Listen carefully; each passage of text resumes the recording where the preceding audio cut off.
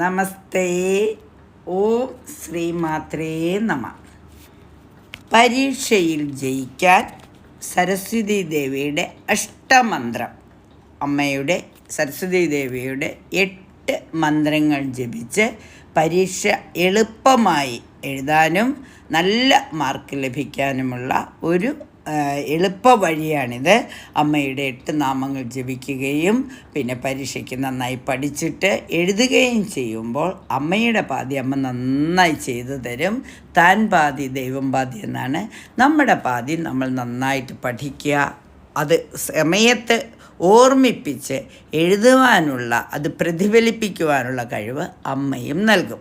അതിനായി അമ്മയുടെ അഷ്ടമന്ത്രം, നമുക്ക് അമ്മയുടെ 8 പേരുകളൊന്ന് മന്ത്രമായി ചൊല്ലാം. സരസ്വതി ദേവിയുടെ ആദ്യം അമ്മയെ മനസ്സിൽ നമ്മൾ ഓർക്കുകയാണ്. നമുക്കറിയാം, എഴുത്തിന് വെച്ചപ്പോഴാണ് നമ്മൾ സരസ്വതി ദേവി ഓർത്തിട്ടുള്ളത് അല്ലേ? അല്ലെങ്കിൽ നവരാത്രി കാലത്താണ് എല്ലാവരും സരസ്വതി ദേവി ഓർത്തിട്ടുള്ളത്. സരസ്വതി നമസ്തുഭ്യം വരദേ കാമരൂപിണി വിദ്യാരംഭം കരിഷ്യാമി സിദ്ധിർ ഭവതു മേം സദാ. ഇത് നമ്മൾ നവരാത്രി കാലത്ത് കേട്ടിട്ടുണ്ട്. കുട്ടിയായിരുന്നപ്പോൾ പേരെഴുതിയ സമയത്തും കേട്ടിട്ടുണ്ടാവും, അല്ലെങ്കിൽ മറ്റു കുട്ടികൾക്ക് പേരെഴുതിക്കുന്ന സമയത്ത്, എഴുത്തിന് വയ്ക്കുന്ന സമയത്തൊക്കെ കേട്ടിട്ടുണ്ടല്ലേ. എന്തായാലും നമ്മൾക്ക് ഓരോരുത്തർക്കും പരീക്ഷയിൽ നല്ല ഉന്നത വിജയം നേടുന്നതിന് വേണ്ടി IELTS പരീക്ഷ എഴുതുന്നത് മുതൽ 10ാം ക്ലാസ് പരീക്ഷ എഴുതുന്ന LSS USS സാധാരണ പരീക്ഷ എഴുതുന്നവർക്ക് വരെ ഈ അമ്മയുടെ അഷ്ട സരസ്വതി മന്ത്രം നമുക്കൊന്ന് ജപിച്ചു നോക്കാം. ഓം സരസ്വത്यै നമഃ. ഓം ഗായത്ര്यै സത്യായ നമഃ. ഓം ഋഗ്വേദവർണിതാयै നമഃ. ഓം സാഗരപ്രീതാयै നമഃ.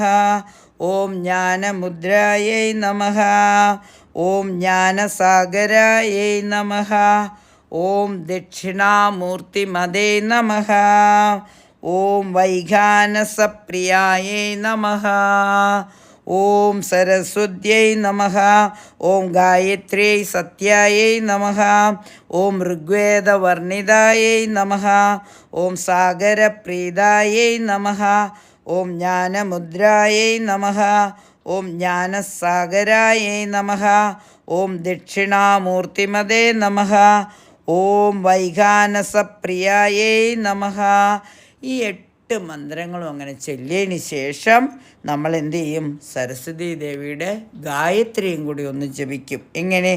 ഓം വാഗീശ്വര്യേ വിദ്മഹേ വാഗ്വാദിന്യേ ധീമഹി തന്നോ സരസ്വതി പ്രചോദയാത്.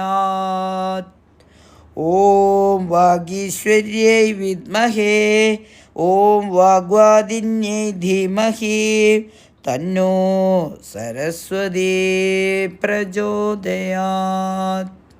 അങ്ങനെ സരസ്വതി ഗായത്രിയും കൂടി ജപിച്ച് നമ്മൾ ആ മന്ത്രത്തിൻ്റെ ഫലസിദ്ധി ഉറപ്പുവരുത്തുന്നു. തീർച്ചയായും എല്ലാവർക്കും ഉന്നത വിജയം ലഭിക്കാൻ അമ്മ അനുഗ്രഹിക്കട്ടെ എന്ന് പ്രാർത്ഥിച്ചുകൊണ്ട് നന്ദി, നമസ്കാരം.